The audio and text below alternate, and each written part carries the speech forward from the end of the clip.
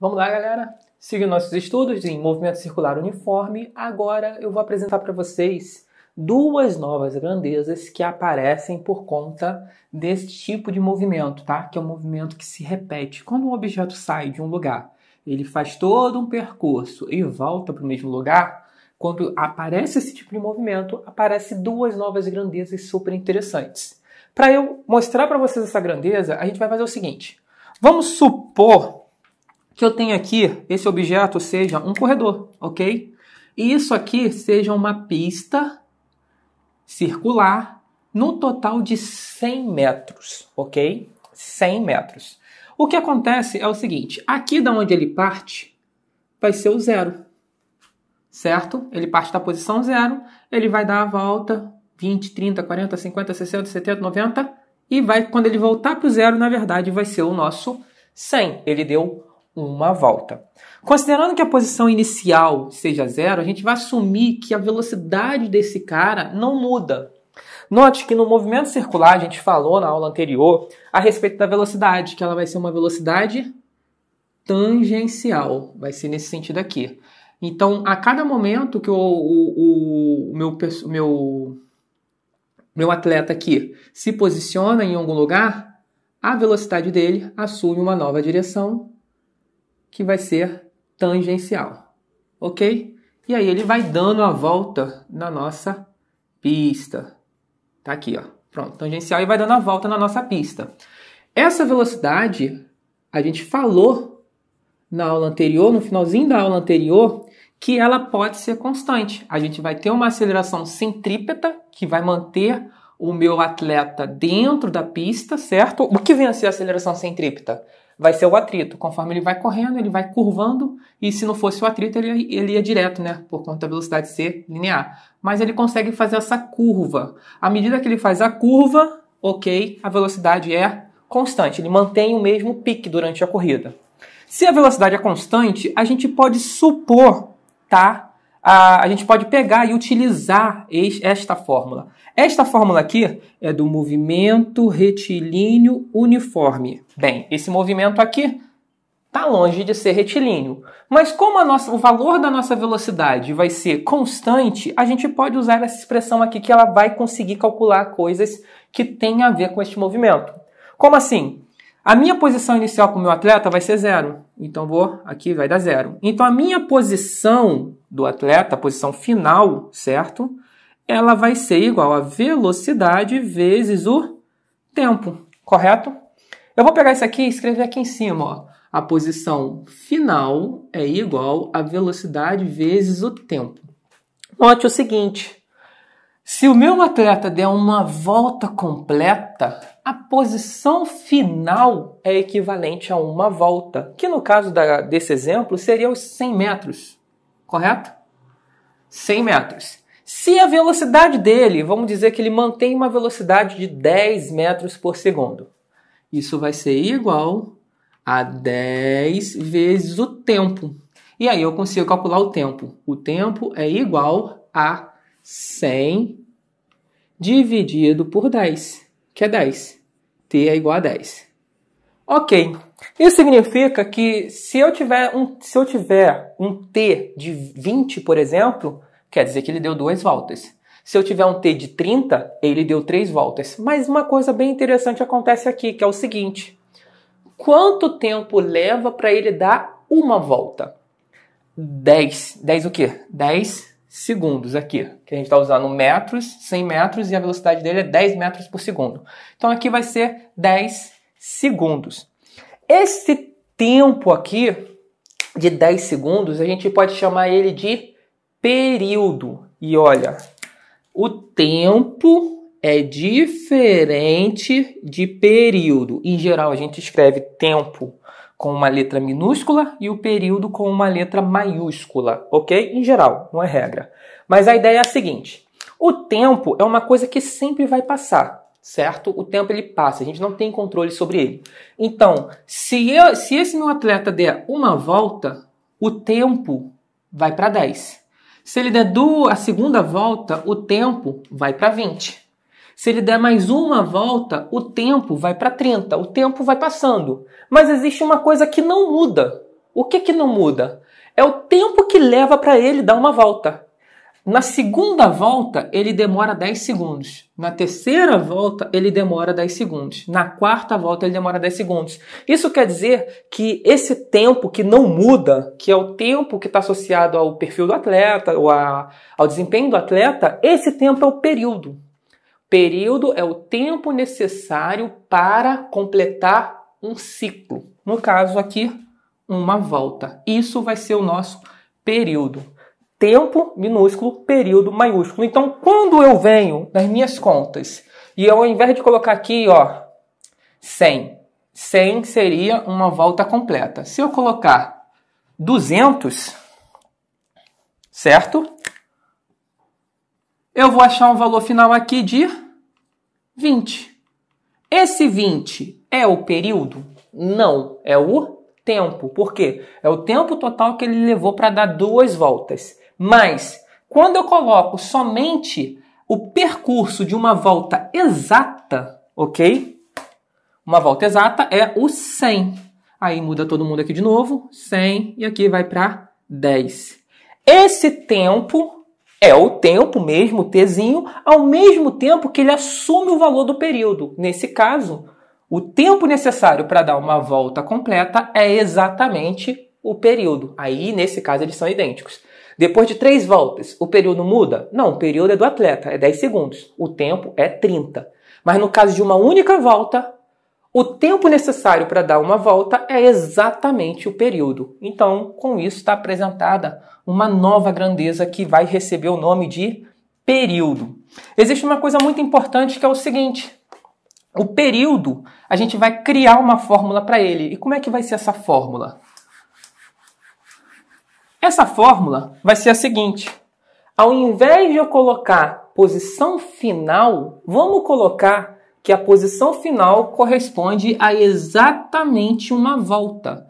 O que vem a ser uma volta completa? É o perímetro dessa circunferência. E como se calcula o perímetro? Eu vou dizer que a posição final ele vai assumir o valor de 2πr, ok?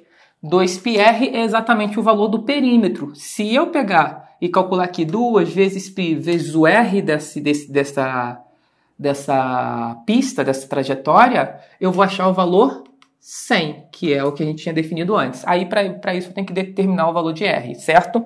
Mas, enfim, 2πr corresponde exatamente a uma volta completa. Então, ao invés de eu chamar de posição final, eu vou dizer que é 2πr, ok? E aí, o que eu posso fazer? Coloco aqui no lugar e vou colocar assim, 2πr é igual a v vezes... Agora, se eu estou colocando uma volta completa, não faz sentido eu usar t, porque eu estou impondo que só vai ser uma volta, ok? Então, o tempo que eu vou achar é propriamente o período. Eu já posso colocar aqui, no lugar do t minúsculo, colocar o t maiúsculo, porque é de período. E aí eu tenho essa fórmula aqui, que é a velocidade vai ser igual a 2πr dividido pelo período, ok? Esse t é de período, o tempo necessário para dar uma volta.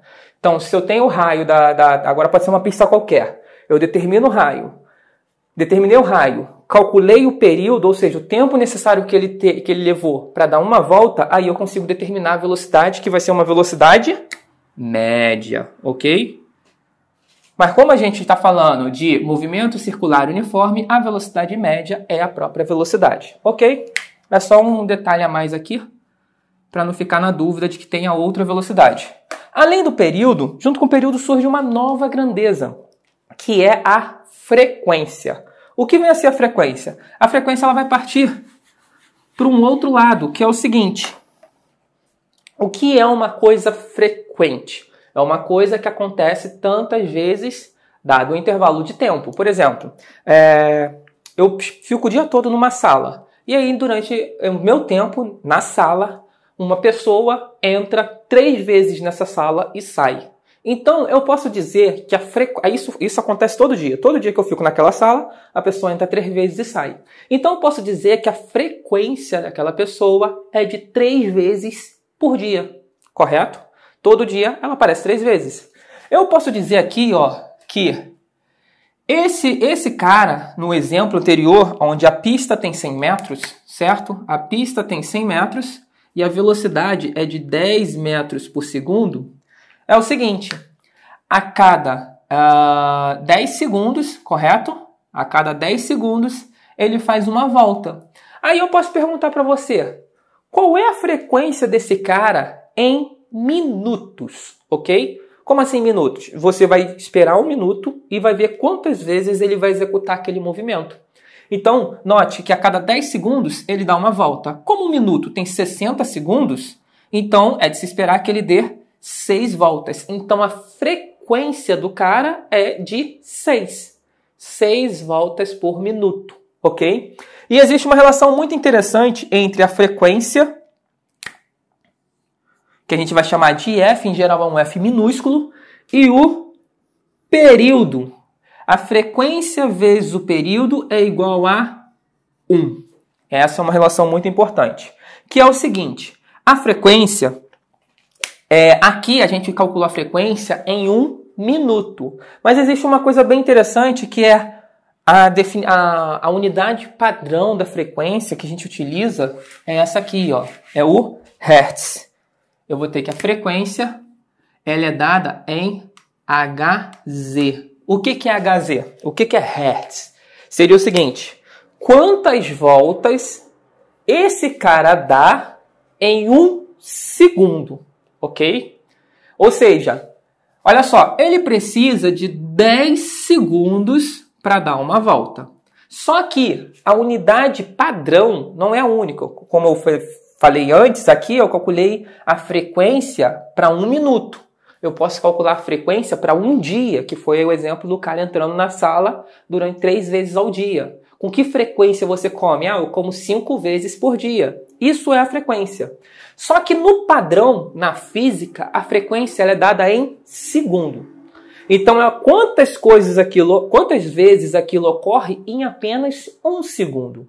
E se você olhar para esse exemplo aqui, ele dá uma volta em 10 segundos. Então, a frequência desse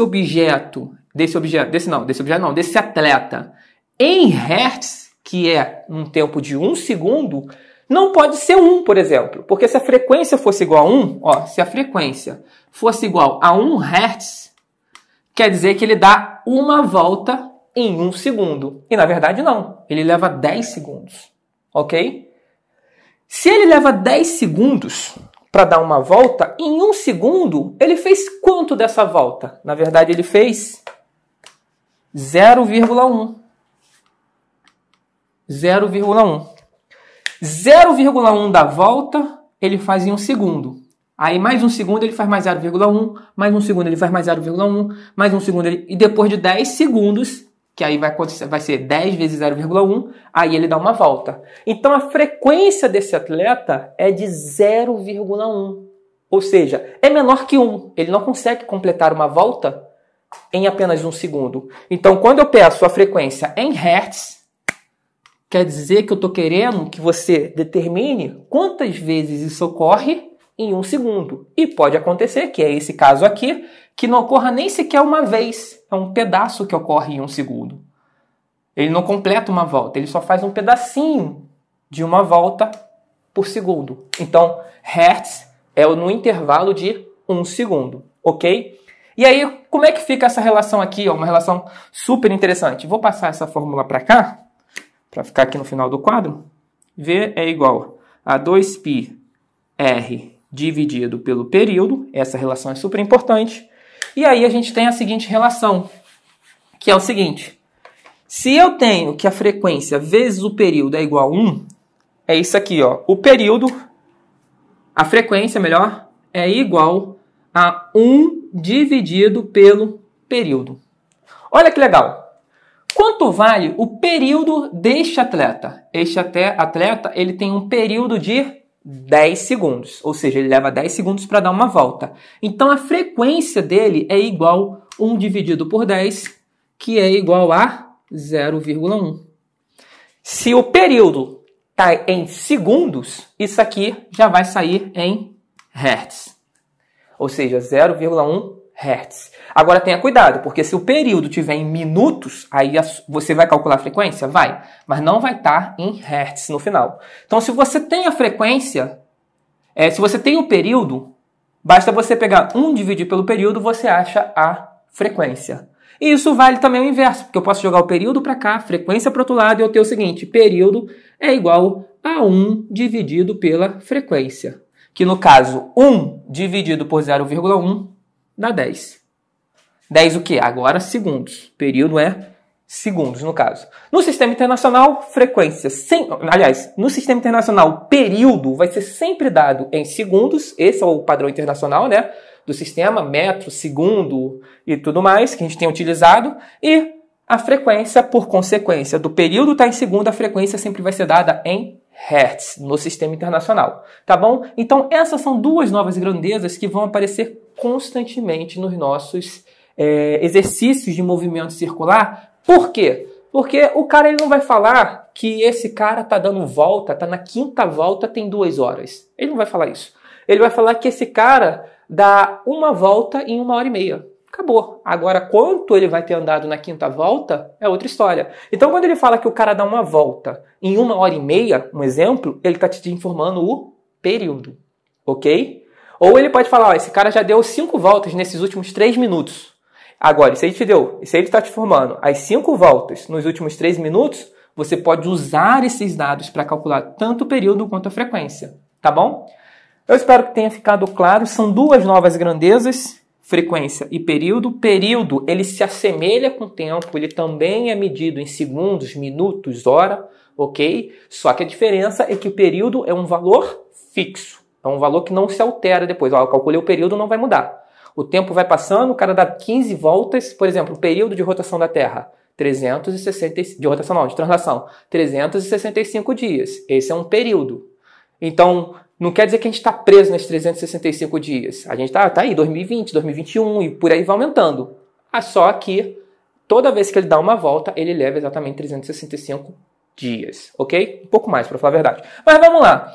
Período está apresentado, parece com tempo, mas não é tempo, ok? E frequência também está apresentado como sendo o inverso do período. Espero que vocês tenham curtido. Na próxima aula a gente vai aprender um pouco mais sobre novas grandezas. A gente se vê na próxima aula. Valeu!